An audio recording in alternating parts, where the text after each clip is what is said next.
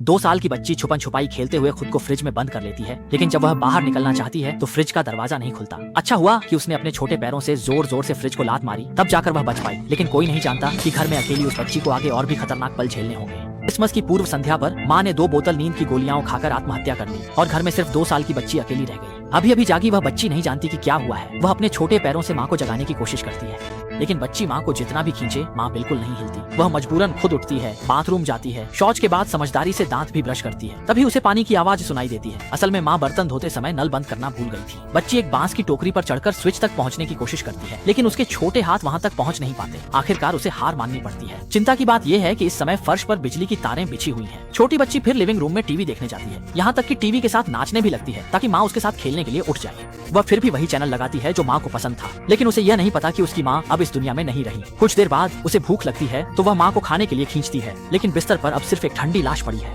इसी दौरान माँ के हाथ से अचानक एक नींद की गोलियों की बोतल गिर जाती है। छोटी बच्ची उसे मिठाई समझकर उठाती है और मुंह में डालने ही वाली थी। अच्छा हुआ कि तभी अचानक फोन की घंटी बज उठती है। वह जल्दी से बांस की टोकरी पर चढ़कर मोबाइल लेने जाती है, लेकिन गलती से मोबाइल अलमारी के नीचे गिर जाता है। वह अपने छोटे हाथों से उसे पाने की पूरी कोशिश करती है, लेकिन उसकी बाहें छोटी थीं, वह पहुंच नहीं सका। माँ की मदद लेने गया पर देखा माँ का चेहरा पीला पड़ गया है। फिर वह ड्रेसिंग टेबल के पास गया माँ को मेकअप कराने की सोचकर, पर उसे नहीं पता था कि आईने पर माँ की आखिरी इच्छा लिखी थी। असल में कल पति पत्नी में जोरदार झगड़ा हुआ था। पति के जाने से पहले उसने पत्नी को बुरी तरह डांटा था, जिससे पत्नी ने दुखी होकर आत्महत्या कर ली।